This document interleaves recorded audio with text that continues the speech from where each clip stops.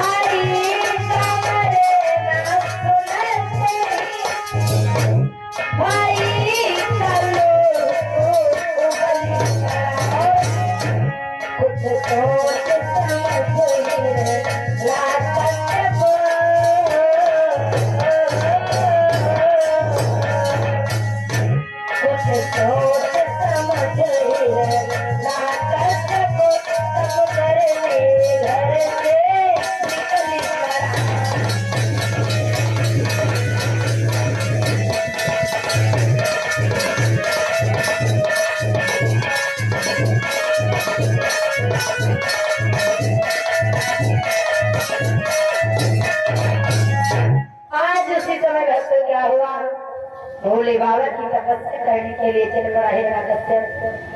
चलते चलते एक वन में पहुंच गया। आज भक्तों तपस्या को करना प्रारंभ कर देता है। बहुत ही कठोर तपस्या कर रहा है। कभी एक पैर से खड़े होकर नहीं करता है, कभी डीवरों को बजा करके भगवान की तपस्या कर रहा है। आज भक्त नाना प्रकार से भोले बाबा की तपस्या में लीन है हिरण्याकश्यप। धीरे धीरे समय व्यतीत होता रहा। आज जब धीरे धीरे काफी समय व्यतीत हो गया तो उसी समय भोले बाबा विचार कर रहे हैं क्यों ना मेरा भक्त काफी समय से मेरी तपस्या में लीन है, तो चल के दर्शन देना चाहिए। उसी समय भक्त भोले बाबा जी प्रकट हो गए। जवाब दिया, हे भक्तराज, हे भक्तराज, अपने नेत्रों को खोलो, मैं तुम्हारी भक्ति से बहुत ही प्रसन्न हूँ। जो भी वरदान मांगना चाहते हो वो हमसे वरदान मांग लो। आज जब बार बार भोले बाबा ने आवाज लगाई कि हे भद्राज अपने नेत्रों को खोलो, उसी समय जब हिरण्यकश्यप ने अपने नेत्रों को खोला, देखा समझ भोले बाबा जी खड़े हुए। जवाब दिया, हे भोले बाबा, अगर आप मेरी तपस्या से प्रसन्न हो तो ऐसा करो, आप मुझे अमर कर दो। भक्त भोले बाबा ने जवाब दिया, हिरण्यकश्यप, हम तुम्हें अमर नहीं कर सकते हैं और जो चाहो हमसे वरदान मांग लो। अब विचार करता हिरण्यकश्यप, कोई बात नहीं भोले बाबा, अगर ऐसे अमरता का वरदान नहीं देना चाहते हो तो हम तुमसे घुमा फिरा करके मांगेंगे, लेकिन वरदान अमरता का ही मांगेंगे। ध्यान देना कितना होशियार है हिरण्यकश्यप। आज भोले बाबा ने जवाब दिया, और कुछ मांग लो भद्राज। कहता है, सुनो मुझे क्या चाहिए कि कुछ अधिक नहीं इतना दे दो। सुनो भोले बाबा क्या चाहिए, अरे कुछ अधिक नहीं इतना दे दो, और ऊपर न मरई नीचे न मरई, समय न मरई दिन में न मरई, भीतर न मरई बाहर न मरई।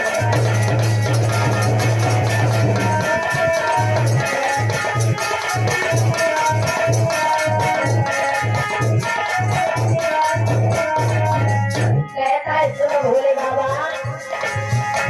कुछ अधिक नहीं इतना दे दो, ऊपर न मरई नीचे न मरई, ऊपर न मरई नीचे न मरई, ऊपर न मरई नीचे न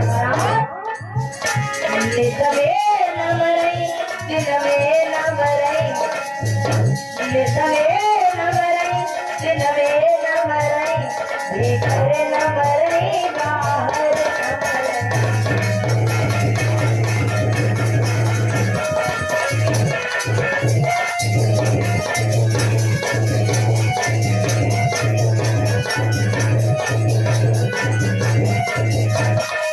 और कहता है, सुनो भोले बाबा, ऐसा ही नहीं, नरक से न मरो, पशु से न मरो, प्यासे कोई हथियार नहीं, प्यासे कोई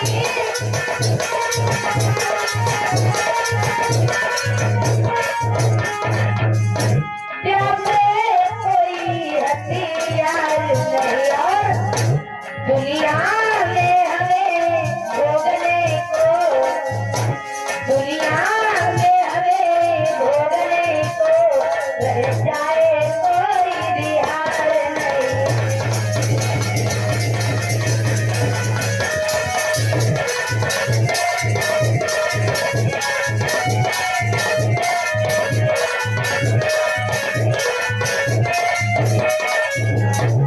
आज जवाब दिया है भोले बाबा, भक्तों वरदान में क्या मांग रहा है कि दिन में भी ना मरई, रात में भी ना मरई, ऊपर भी ना मरई, नीचे भी ना मरई, और ना ही किसी पे की तलवार से मरई।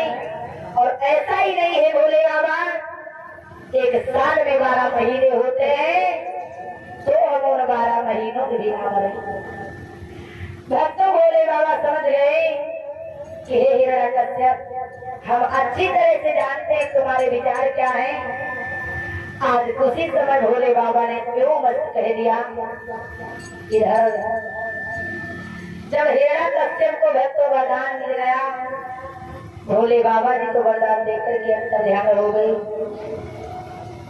आज जब भोले बाबा वरदान देकर के अंतर ध्यान हुए हैं, तो उसी समय क्या हुआ, अब तो ठहाका मार कर हंसने लगा हिरण्यकश्यप।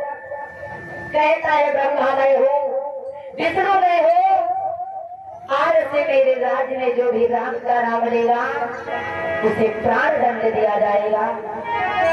अगर मेरी पूजा होगी तो आज से मेरे संसार में मेरी पूजा होगी। भक्तों याद रखना, ऐलान भी करवा दिया हिरण्यकश्यप ने कि आज से मेरे राज में कोई भी राम का नाम नहीं ले सकता है। भक्तों जिस समय ऐलान को करवाया हिरण्यकश्यप ने, इधर सारे संत महात्मा बहुत ही दुखी है, विचार करते हैं प्रभु अब हम लोग तुम्हारा गुणगान कैसे करेंगे, कैसे तुम्हारी पूजा करेंगे। हे प्रभु आकर के मेरी रक्षा करो। आज उसी समय सारे संत महात्मा बेचारे बहुत ही दुखी है। लेकिन भक्तों जब जब पृथ्वी के ऊपर अनेकों अत्याचार हुए हैं, अनेकों पाप हुए हैं, तब तक भगवान का अवतार किसी न किसी रूप में अवश्य हुआ है। क्योंकि गोस्वामी तुलसीदास जी ने लिखा है रामायण का कि जब जब होई धर्म की हानि,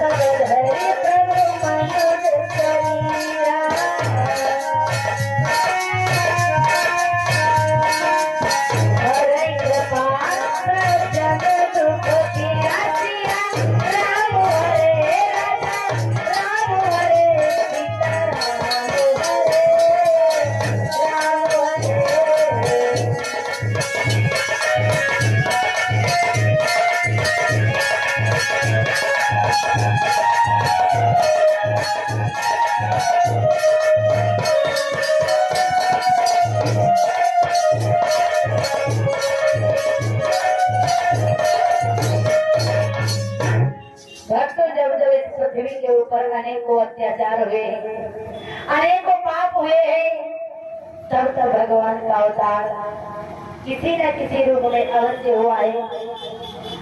आज भक्तों इधर धीरे धीरे समय व्यतीत होता रहा। एक दिन की बात हिरण्यकश्यप राजस्थान को चला जाता है अपनी सेना जोड़ने बटोरने के लिए। तब तक देवताओं के राजा इंद्र मन में विचार कर रहे हैं कि क्यों ना अभी तो हिरण्यकश्यप अकेले इतने अत्याचार करता है और उसके बाद में इसकी संतान जो उत्पन्न होगी वो भी इसका साथ देगी, तो क्यों ना इस समय कयाधु गर्भवती है और कयाधु को ही मार देना चाहिए। जब बात नहीं रहेगा तो बासुरी कहाँ से बनेगी। भक्तों उसी समय क्या हुआ, आज देवताओं के राजा हिरण्यकश्यप का वेश बनाकर के कयाधु के महलों में पहुंचे। कयाधु के जब महलों में पहुंचे, कयाधु को रथ के बिठा लिया, रथ में बिठा करके जंगल की तरफ ले जाकर के पहुंचे। विचार करते हैं क्यों ना कयाधु का वध कर देना चाहिए। जैसे ही तलवार को देवराज इंद्र ने निकाले तो उसी समय क्या हुआ, अरे जाको राखे साइया मारी सकेला को।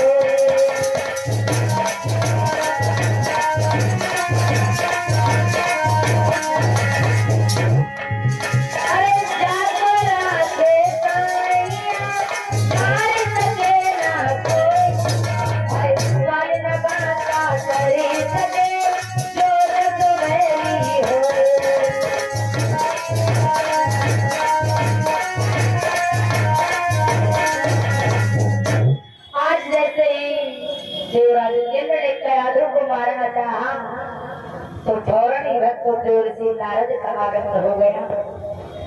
जब देवर्षि नारद का आगमन हुआ, तो देव ऋषि नारद ने जवाब दिया, हे देवराजे, अरे कमला के ऊपर हाथ उठा रहे हो, कोई जरा भी शर्म नहीं आती है? ये तो कायरों का काम है और एक नारी का वध करने जा रहे हो। भक्तों देवराज ने जवाब दिया, हे देव ऋषि नारद, अरे तुम्हें शायद ज्ञात नहीं है, अभी तो हिरण्यकश्यप अकेले ही इतने पाप करता है, इतने अत्याचार करता है, उसके बाद में इसकी जो संतान उत्पन्न होगी वो भी इसका साथ देगी। इसीलिए हम सोचते हैं कि क्यों न कोई आधो का ही वध कर देना चाहिए। जब बात नहीं रहेगा तो बांसुरी कहाँ से बनेगी? बाबा नारद ने जवाब दिया, हे देवराजे, अरे तुम्हें नहीं मालूम है, हो सकता है भगवान ने इसके गर्भ से किसी फरिश्ते को ही भेजा हो और तुम इसे मारना चाहते हो। आज भक्तों को उसी समय बाबा नारद ने छुड़ा लिया और अपने आश्रम को ले गए। बताया भी गया है भक्तों कि गर्भवती महिला का जैसा खान पान होगा, जैसा रहन सहन होगा, वैसी ही संतान प्राप्त होती है। आज धीरे धीरे समय व्यतीत हुआ, 9 मास पूरे हुए। आज जब 9 मास पूरे हुए तो कयालों ने एक सुंदर से बच्ची को जन्म दिया। बाबा नारद ने बच्ची का नामकरण किया, बड़ा ही सुंदर नाम पड़ा है बच्ची का प्रहलाद। आज धीरे धीरे प्रहलाद भी कुछ बड़े होने लगे। धीरे धीरे जब प्रहलाद भी कुछ बड़े हुए और जब 5 वर्ष के हो गए तो क्या हुआ इधर, आज प्रहलाद भी तोतली भाषा में राम नाम का जाप करने लगी। सभी लोग बोलेंगे क्या, अरे संतन के संग लाग रे, संतन के संग लाग रे, तेरी अच्छी बनेगी, संतन के संग लाग रे,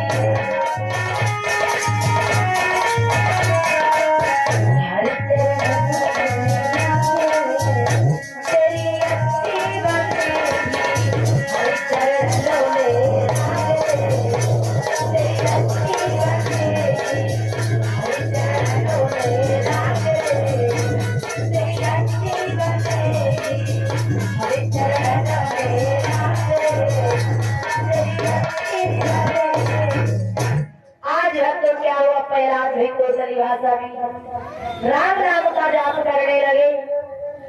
इधर भक्तों ने, इधर विद्वानों ने भी कहा है कि पहली भक्ति तो संतों का संग है। आज भक्तों प्रहलाद के ऊपर धीरे धीरे भक्ति का रंग चढ़ने लगा। जब प्रहलाद के ऊपर धीरे धीरे भक्ति का रंग चढ़ने लगा, इधर उसके बाद में जब हिरण्यकश्यप महलों में आता है, कयाधों को ढूंढने लगा तो ढूंढते ढूंढते बाबा के आश्रम में पहुंचा। जवाब दिया, हे देवर्षि नारद, जाओ, विष्णु से पहले अब तुम्हारा नंबर आएगा। उसी समय भक्तों का दो हाथों को जोड़कर सामने आ गई, कहने लगी, महाराज, ये बाबा नारद की ही कृपा है जो आज हम जीवित हैं, नहीं तो देवराज इंद्र मुझे मारना चाहते थे। उसी समय जवाब दिया, हे देवराज इंद्र, तो फिर तुम समझ जाओ, विष्णु से पहले तुम्हारा नंबर आएगा। आज भक्त उसी समय कयाधु और प्रहलाद को लेकर के महलों में आते हैं। जब हिरण्यकश्यप महलों में आए तो आज क्या हुआ, आज प्रहलाद रोज की तरह पद्मासन लगा करके राम नाम जपने लगे। जैसे ही राम नाम जपने लगे, जवाब दिया, बेटा, आज के बाद में राम का नाम मत लेना। जवाब दिया, क्यों पिताश्री? चाहे प्रहलाद, क्योंकि ये नाम तुम्हारा चाचा की कातिल का है, इसीलिए हे बेटा, आज के बाद में कभी भूल कर भी राम का नाम मत लेना। आज उसी समय क्या हुआ भक्तों,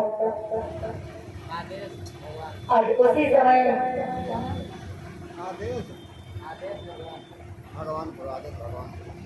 और सर्वमान्य दादाजी आदेश भगवान से भगवान के पास जमाने सादर 51 रात कर रहे हैं।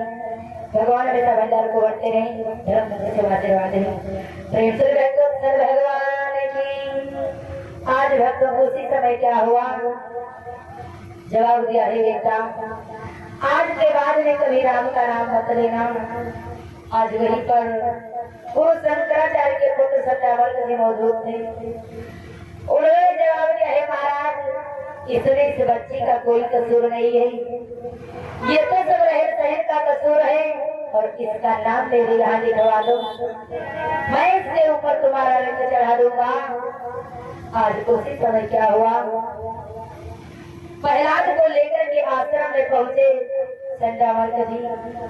जब आश्रम में पहुंचे तो आज प्रहलाद भी बच्चों के साथ में शिक्षा अध्ययन करने के लिए भक्तों आश्रम को जाते हैं। एक दिन की बात, प्रहलाद बच्चों के साथ में आश्रम के बाहर टहलने निकले, और भक्तों जब टहलने निकले तो प्रहलाद को एक आवाज सुनाई पड़ी, और वो आवाज कैसी है, अरे मेरी सोनी सी डगरिया में आओ मेरे राम, आओ मेरे राम।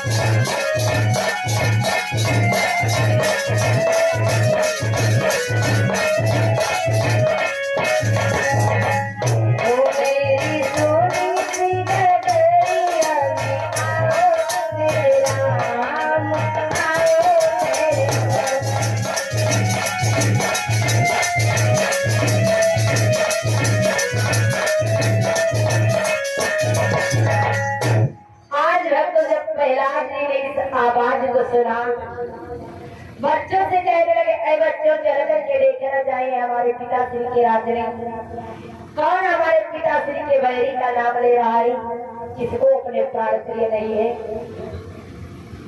भक्तों उसी समय क्या हुआ, आज बच्चों के साथ में प्रहलाद आश्रम के बाहर जब निकले हैं तो इस आवाज को ढूंढने लगी। जब इस आवाज को ढूंढने लगे तो ढूंढते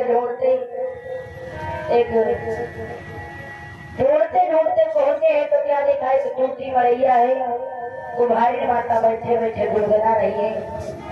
जवाब दिया, ऐ बुढ़िया क्या तुझको अपने प्राण प्रिय नहीं है, क्योंकि तुझे ज्ञात होना चाहिए हमारे पिताश्री के राज नहीं कोई भी राम का नाम नहीं ले सकता, राम का नाम लेना वर्जित है, और जो भी राम का नाम लेगा उसे प्राणदंड दिया जाएगा, और तुझे क्या अपने प्राण प्रिय नहीं है। भक्तों उसी समय क्या हुआ, आज उसी समय क्या हुआ, भक्तों उसी समय आज जवाब दिया है कि प्रहलाद, अरे तुम्हारे पिताश्री कैसे मार देंगे, मारने वाला तो भगवान है, बचाने वाला भी भगवान है, फिर तुम्हारे पिताश्री हमें कैसे मार देंगे। आज जवाब दिया है, ऐ बुढ़िया तुझे शायद ज्ञात नहीं है, भगवान तो हमारे पिताश्री है। कुम्हार के भैया कहने लगी है, बेटा अगर तुम्हारे पिताश्री भगवान है तो मैं कल आवा लगा रही थी और उस आवे में धोखे से बिल्ली के बच्चे बंद हो गए हैं। अगर तुम्हारे पिताश्री भगवान है तो बिल्ली के बच्चे जीवित निकल आए तो मैं उसी दिन से मान लूंगी कि तुम्हारे पिताश्री भगवान है। जैसे ही भक्तों इतने वचन तुम्हारे भैया ने कहे तो पहला छाता मारकर हंसने लगे, कहने लगे, ऐ बुढ़िया क्यों पागल बन रही है, भला जलती हुई आग से ये बच्चे कैसे जीवित निकल आएंगे, क्या तुम्हारा राम इन्हें जीवित कर देगा। मैया ने जवाब दिया, हाँ बेटा, क्योंकि चमत्कार को ही दुनिया नमस्कार करती है, और जब चमत्कार नहीं तो नमस्कार कहाँ। अरे बेटा क्यों नहीं, मुझे अपने राम के ऊपर भरोसा है। आज प्रहलाद कहने लगे, ठीक है तो फिर मैं जा रहा हूँ, और कल सुबह जब मैं आऊंगा तो मेरे सामने ही आवा खुलेगा, अगर बिल्ली के बच्चे जीवित निकल आए तब तो हम तुम्हारी शरण में आ जाएंगे, अन्यथा समझ लेना। औरतों को बाद में मैया के सामने चुनौती है। प्रहलाद तो वहां से बच्चों के साथ में चले आए। आज कुम्हार के मैया बैठे बैठे रो रही है, कहती है, दीनबंधु हे प्रभु अब तो मेरे प्राणों की रक्षा करो, अब तो मेरी लाज आपके हाथों में है। अगर ये बिल्ली के बच्चे जीवित नहीं निकले तो कल सुबह आकर के मुझे मार देगा, इसलिए हे प्रभु आकर के मेरी रक्षा करो। अगर आज मेरी लाज चली गई तो आज के बाद आपके ऊपर कोई भी विश्वास नहीं करेगा, कोई भी भरोसा नहीं करेगा। भक्तों को भारी मैया बैठे बैठे रो रही है, साथ ही साथ में भगवान को याद कर रही है, दीनबंधु अब आपके सिवा मेरा कोई भी नहीं है। आज उसी समय रोती है और बोलती है, क्या अरे गहरी नदिया नाव पुरानी लंबा प्रभु किनारा है।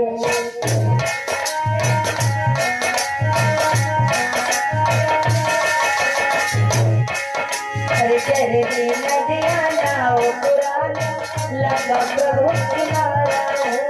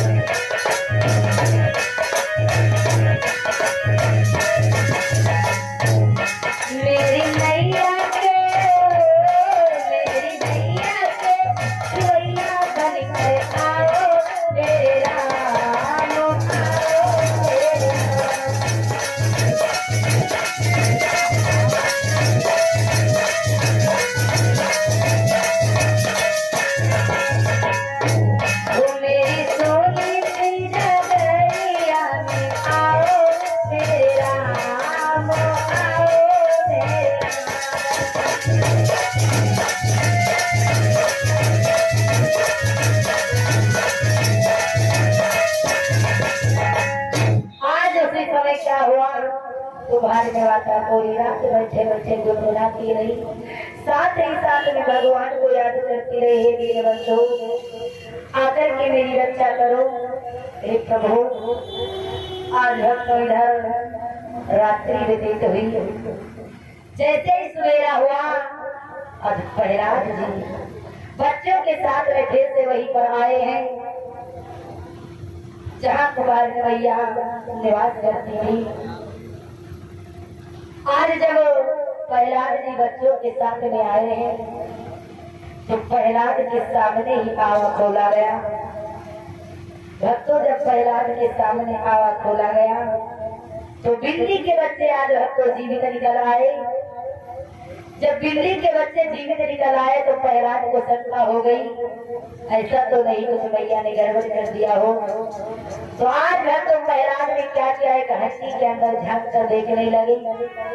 जैसे ही हंडी के अंदर झांक कर देखा तो भगवान श्री हरि विष्णु के चतुर्भुजी रूप में दर्शन हुए। क्या हुआ, देखा एक हंडी के अंदर, अरे देखा एक हंडी और के अंदर और भगवान श्री हरि राज।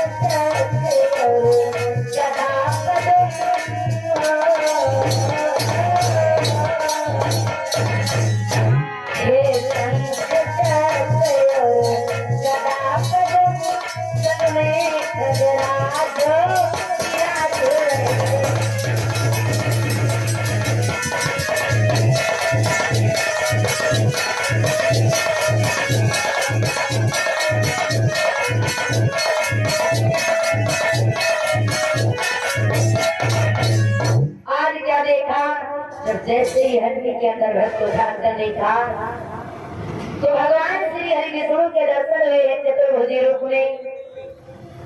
जिस समय विष्णु के दर्शन हुए आज प्रहलाद जी कुमारी माता के चरणों में गिर गए, कहने लगे, हे मैया मुझे क्षमा कर दो, मुझसे बहुत बड़ी भूल हो गई। और हे मैया, क्या ये राम हमें मिल जाएंगे?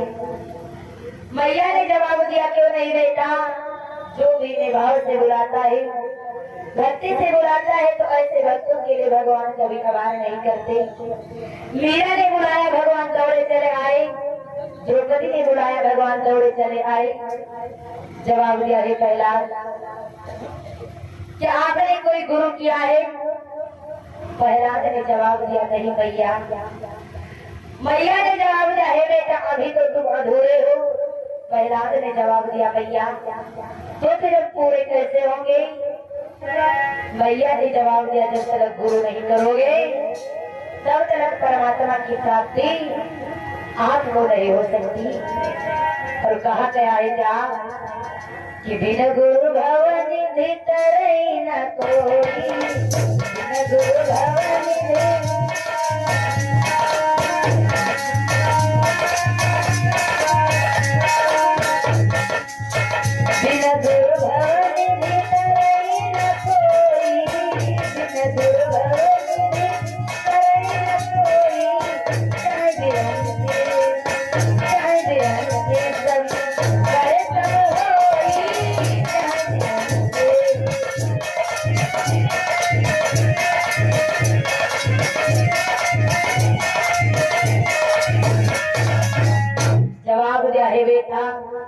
जब तक आप गुरु नहीं करोगे तब तक परमात्मा की प्राप्ति होने वाली नहीं है। आज जब आप चाहे मैया तो फिर आप ही मेरी गुरु बन जाओ। उसी समय चरणों को स्पर्श किया, मैया ने रखो राम नाम का जाप दे दिया। कहा जाओ पहला इसी मंत्र का उच्चारण करना, जिसके माध्यम से तुम्हें परमात्मा के दर्शन हो जाएंगे। अब भक्तों इधर आश्रम को आए प्रहलाद। आज वही प्रहलाद जो भगवान के नाम से इतनी नफरत करते थे, आज भक्तों राम ही नाम रखने लगे हैं प्रहलाद। आज जब राम राम रखने लगे तो इधर जब आश्रम को आए तो बच्चों से कहने लगे, बच्चों आज का पाठ तुम्हें मैं पढ़ाऊंगा और लिखने वाले लिखो और पढ़ने वाले पढ़ो। आज क्या पढ़ा रहे हैं प्रहलाद?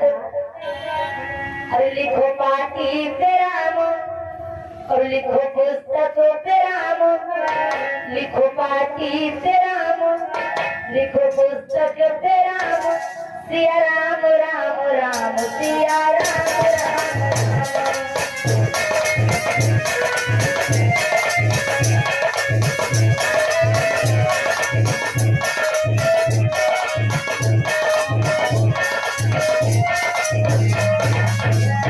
लिखो पाठी पे राम, लिखो पुस्तक पे राम, लिखो पाठी पे राम, लिखो पुस्तक पे राम, सिया राम राम राम सिया राम राम राम।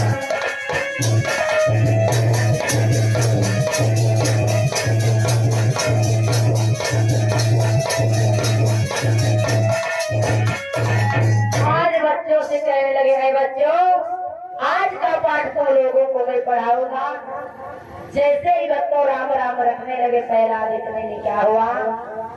संध्या करके दिया गए जवाब दिया, प्रहलाद ये क्या कर रहे हो?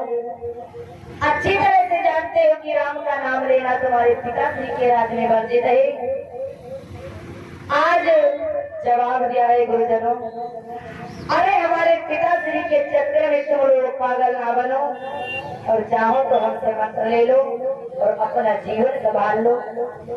जैसे ही करे वचन भक्तों सुने संध्या वर्ग ने, आज संध्या वर्ग जी नाराज हो गए। प्रहलाद को ले जाकर के महाराज के पास में पहुंचे। जवाब क्या है महाराज? जब तुम्हारा ही पुत्र तुम्हारे दुश्मन का नाम ले रहा है, फिर बताओ बोला इसमें हमारा क्या कसूर है? प्रहलाद को पास में बुलाया, जवाब दिया, क्यों बेटा अच्छी तरह से जानते हैं कि तुम्हारे चाचा की कातिल का नाम है और तुम क्यों राम का नाम ले रहे हो? ऐसा करो राम का नाम लेना छोड़ दो। आज उसी समय प्रहलाद कहने लगे, हे पिताश्री, अरे ईश्वर कभी किसी का कातिल नहीं हो सकता। जैसा कर्म करोगे वैसा फल प्राप्त होगा। और सत्य बातें हैं बच्चों, कर्म हम और आप करते हैं और दोष भगवान को देते हैं। आज वही बात प्रहलाद समझा रहे हैं कि हे पिताश्री, इसमें भगवान क्या कसूर है? जब हमारे चाचा ने ऐसे कर्म किए तब भगवान ने उनका वध किया, इसमें ईश्वर का क्या कसूर है? क्योंकि कहा गया है क्या कि सर्व प्रधान विसुर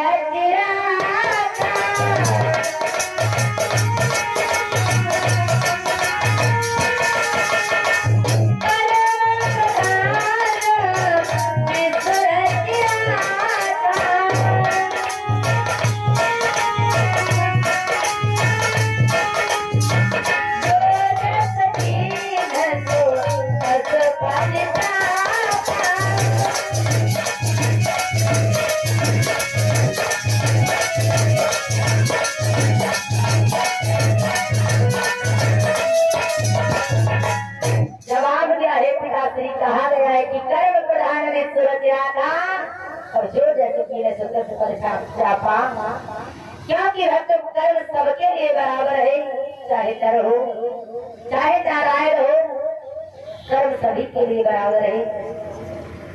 आज जब ऐसे वचन प्रहलाद के हिरण्यकश्यप ने सुने, जवाब दिया, और नारायण जितना ही तुझे मैं समझा रहा हूँ उतना ही तो जहर उगलता जा रहा है।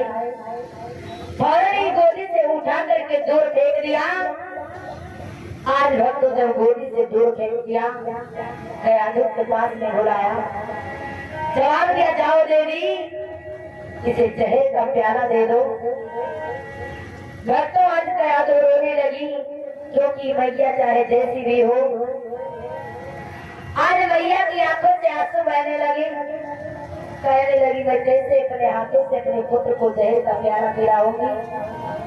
प्रहलाद उसी समय मैया के पास में आ गए, जवाब देखो मैया क्यों रो रही हो, अपने पतिव्रत धर्म का पालन करो, और हमारे पिता श्री ने कहा है कि हमें जहर का प्याला दे दो, तो जाओ मैया मुझे जहर का प्याला दे दो। क्यों रो रही हो माँ? आज भक्त कयाधुक की आंखों से आंसू बह रहे हैं।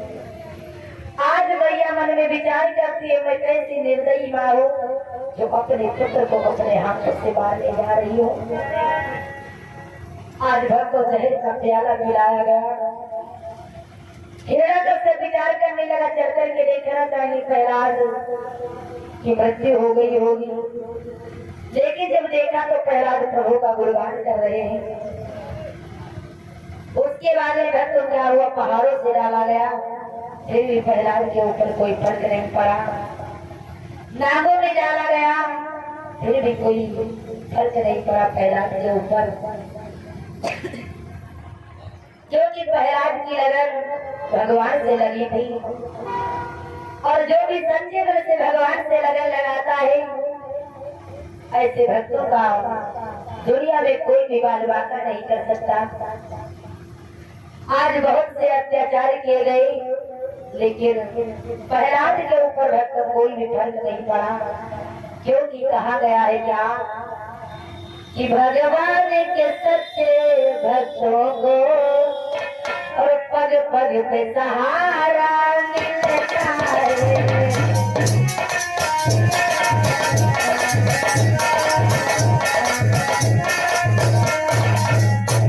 भगवान के सच्चे भक्तों को पल पल पे सहारा मिलता है। और जिस ओर गए जिस ओर चले, जिस ओर गए जिस ओर चले, उस ओर किनारा मिलता है।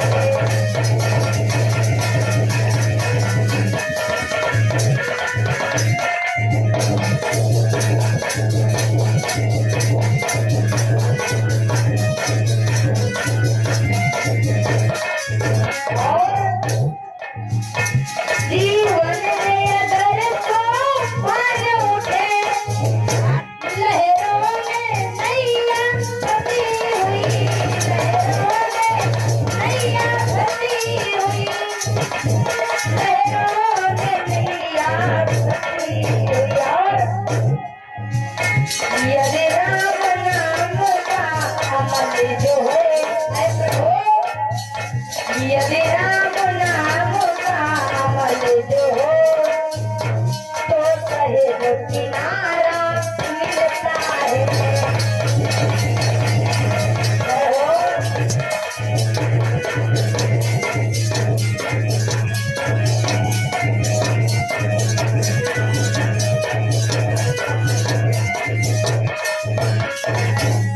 भगवान के साथ भक्तों को पग पग पे सहारा मिलता है, पग पग पे।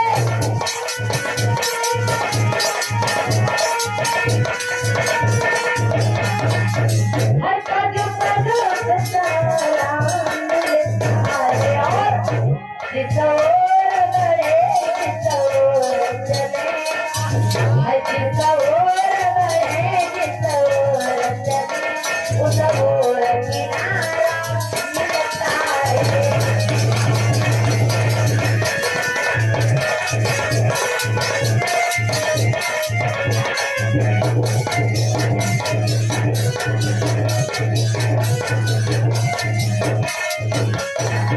क्योंकि कहा गया है, जिसके ऊपर प्रभु की कृपा होती है, ऐसे भक्तों का दुनिया में कोई भी बाल बाका नहीं कर सकता। आज भक्तों जब सारे यत्न करके हार गया हिरण्यकश्यप तो उसी समय विचार करता है अब कौन सा ऐसा प्रयत्न करना चाहिए। उसी समय अपनी बहन होलिका को बुलाया। जवाब दिया, हे बहन, मैं सारे प्रयत्न करके हार गया हूँ। आज जब सारा हाल होलिका को बतलाया तो होलिका ने जवाब दिया, ठीक है भैया। और होलिका कहती है, भैया मेरे पास में ब्रह्मा जी का दिया हुआ वरदान है, ब्रह्मा जी की दी हुई चुनरी है और साथ ही साथ में ये वरदान है कि जब तक ये चुनरी हमारे सर के ऊपर रहेगी तब तक आग हमारा बाल बाका नहीं कर सकती है। भक्तों ये वरदान ब्रह्मा जी ने होलिका को दिया था। आज कहने लगे, हे भैया मेरे लिए एक चिता तैयार करवाओ। आज चिता तैयार करवाई गई। जब चिता तैयार करवाई गई तो होलिका प्रहलाद को गोदी में लेकर के बैठ गई। आज उसी चुनरी को ओढ़ लिया और प्रहलाद को गोद में लेकर के बैठ गई जलने के लिए। भक्तों जैसे ही चिता में आग लगी, चिता जलनी प्रारंभ हुई। अचानक से हवा का झोंका आया और चुनरी उड़ करके प्रहलाद के सर से लिपट गई। आज जब चुनरी प्रहलाद के सर से लिपट गई तो होलिका जलने लगी। जब होलिका जलने लगी तो कहने लगे, ब्रह्मा तुमने मुझे कैसा वरदान दिया था। ब्रह्मा प्रकट हो गए, कहने लगे, हो होलिका मैंने तुम्हें वरदान दिया था भक्तों की रक्षा करने के लिए। इसका मतलब ये नहीं कि भक्तों का संबोध करो। भक्तों दर होलिका तो जल करके भस्म हो गई, लेकिन प्रहलाद के ऊपर कोई भी फर्क नहीं पड़ा। आज देवता पुष्प बरसाने लगे और उसी दिन से होली का पर्व अपने हिंदू समाज में मनाया जाता है। क्योंकि भक्तों ये जो होलिका थी ये हिरण्यकश्यप की बहन थी।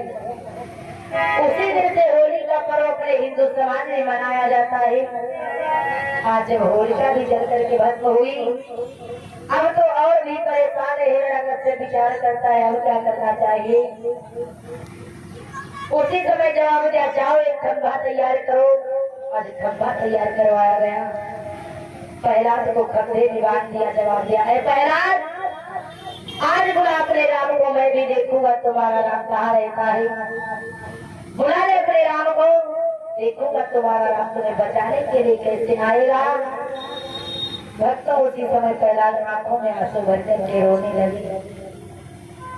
जब आंखों में आंसू भर करके रोने लगी, कहते हैं, पिताश्री हमने राम, तुम में राम, इस खंभे में भी राम, इस तेग तलवार में भी राम।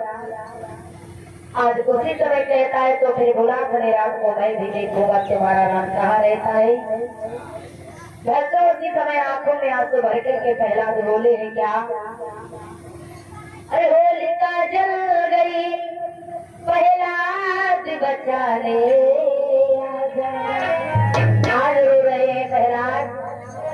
होलिका जल गई प्रहलाद बचाने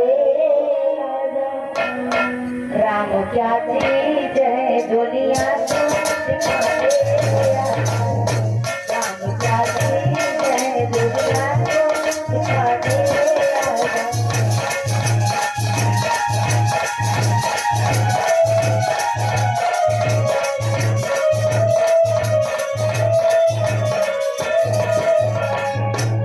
आज प्रहलाद रो रहे हैं और हिरण्यकश्यप कहता है, सुनो प्रहलाद कहता था घट घट में राम रहे।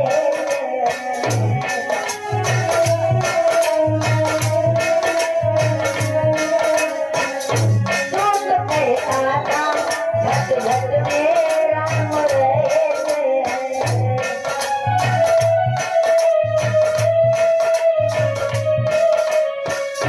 सामने आए तुम्हें देखो कहाँ रहे।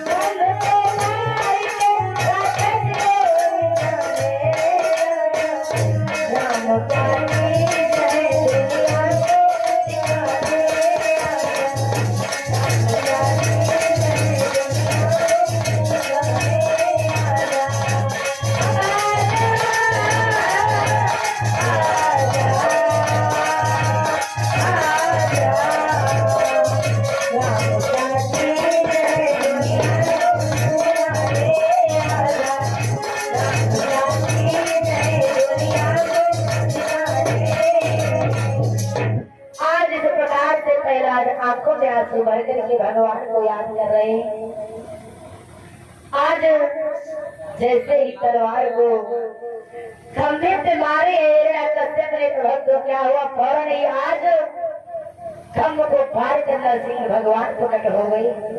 प्रेम से नरसिंह भगवान की आज भक्त जब नरसिंह भगवान प्रकट हो गए, फौरन ही कश्यप को गोद में उठा लिया, ले जाकर के चौखट के ऊपर पहुंचे। जवाब दिया, ओरे पापी, कौन सा देख तूने वरदान मांगा था कि ना ही ऊपर मरे ना ही नीचे मरे, तो ना ही ऊपर है ना ही नीचे है।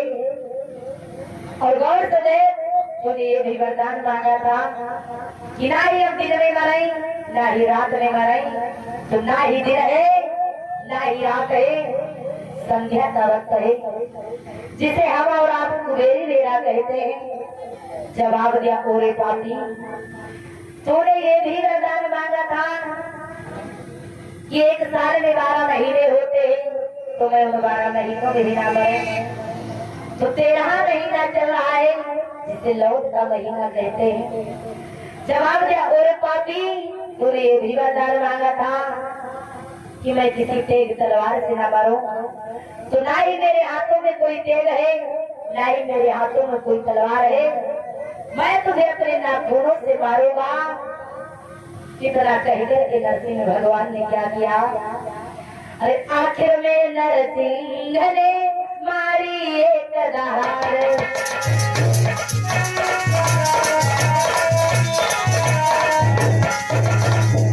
अरे आखिर में नरसिंह ने मारी एक दहाड़,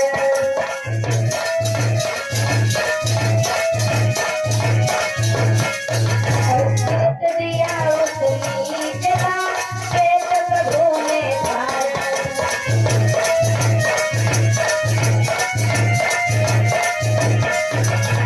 आज क्या हुआ, जोरों से एक दहाड़ मारी और दहाड़ मारकर फौरन ही भक्तों उसके पेट को फाड़ दिया।